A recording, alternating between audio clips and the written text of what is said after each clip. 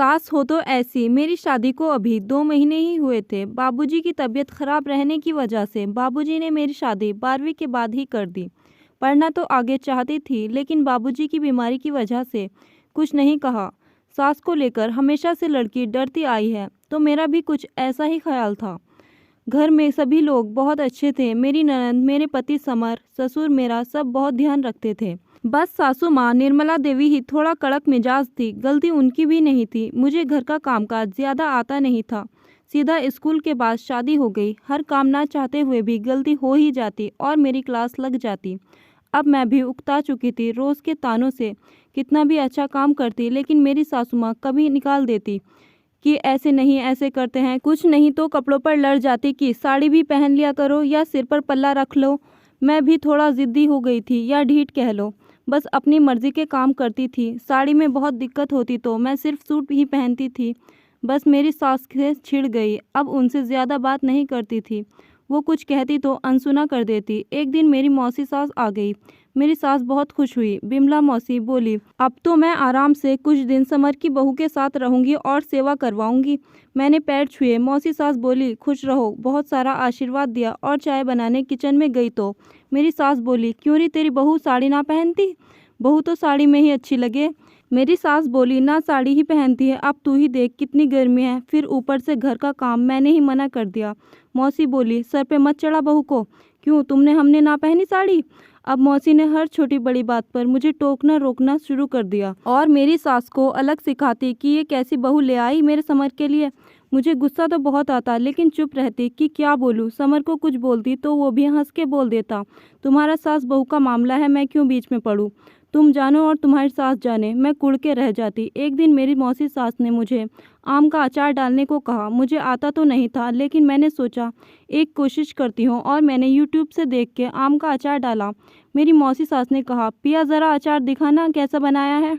मैंने बड़ी खुशी के साथ अचार दिखाया तो मेरी मौसी सास बोली, ये कैसा अचार बनाया है तूने बहू? नमक मिर्च भी नहीं है और दिख भी कैसा रहा है। हल्दी ना डाली क्या इसमें? ना मौसी, हल्दी डालना भूल गई। वो कल मेरा पहला दिन था तो पेट में बहुत दर्द हो रहा था तो दिमाग से निकल गया होगा। बिमला मौसी ने अपना सिर पीट लिया और चिल्ला के बोली, निर्मला ज़रा देख अपनी बहू की कैसी फूहड़ है, कैसा अचार डाला है। और देख ले, जिन दिनों में आचार छूते भी नहीं है ये आचार डाल रही है। इसकी माँ ने इतना भी सहूर ना दिया इसे। मेरी सास अंदर से आई और बोली, क्या हुआ, क्यों चिल्ला रही है, क्या आफत आ गई? मेरी मौसी सास अचार की बिन्नी दिखा के बोली, ये देख तेरी कामाकल बहू के कारनामे। मैं बहुत डर गई थी, अंदर ही अंदर काँप रही थी। मेरी सास ने आचार की बिन्नी मौसी के हाथ से ले ली और एक साइड रख दी और मेरी तरफ देख के बोली, क्या हुआ पिया, क्या तुझे अचार डालना नहीं आता? मेरी आंखों में आंसू आ रहे थे। मैंने सिर हिला के मना कर दिया। फिर कैसे बनाया तूने अचार? मैंने डरते डरते बोला, यूट्यूब से देखा था।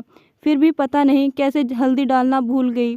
मेरी सास बोली, जा अंदर जा चल, और आगे से कोई चीज़ ना आए तो पूछ लिया कर, ठीक है?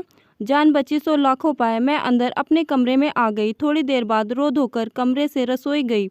सोचा अचार फेंक दूं और सबके लिए चाय बना दूं, नहीं तो सासू माँ पता नहीं क्या करेंगी। मैं रसोई के नज़दीक गई तो मुझे कुछ डांटने की आवाज़ आई। क्या है बिमला, क्या कर रही है तू? क्यों इस बच्ची को परेशान कर रही है? निर्मला, अब बहू की इतनी साइड मत ले। बच्ची नहीं है वो, शादीशुदा। हमारे समय में तो हम लोग, बस बिमला, बस बात बात पे पुराने समय का गाना बंद कर दे।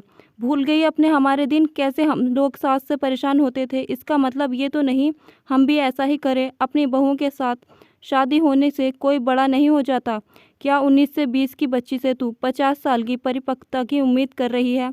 तुलना कर रही है। परिपक्वता समय और अनुभव से आती है, और जितनी उसकी उम्र है वो बहुत समझदार है।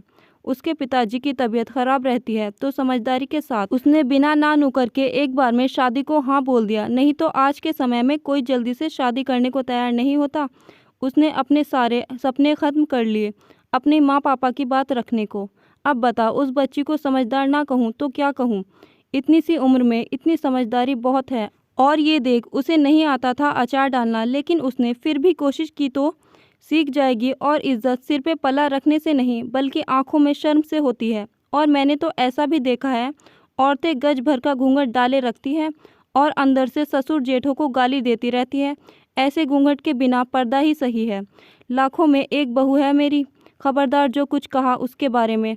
रहना है तो ढंग से रह ले, नहीं तो मेरे घर में लड़ाई करवाने की ज़रूरत नहीं है। ये सारी बात सुनकर मेरी मौसी सास चुप गई और बोली, निर्मला बात तो तेरी सही है, कब तक हम पुरानी पटरी पे चलेंगे। आज तूने मेरी आंखें खोल दी। सच में मुझसे गलती हो गई। अब अपनी सास में मुझे मेरी माँ दिख रही थी और अब मैं रसोई में गई और अपनी सास के प्यार से गले लग गई। वो भी समझ गई कि मैं सब सुन चुकी हूँ। वो भी बस मेरे सर पे हाथ फेर रही थी और हम तीनों की आंखों में आंसू थे, वो भी खुशी के। दोस्तों, कहानी आपको कैसी लगी कमेंट बॉक्स में ज़रूर बताएं। वीडियो को लाइक करें, शेयर करें और चैनल को सब्सक्राइब करना ना भूलें। Thank you.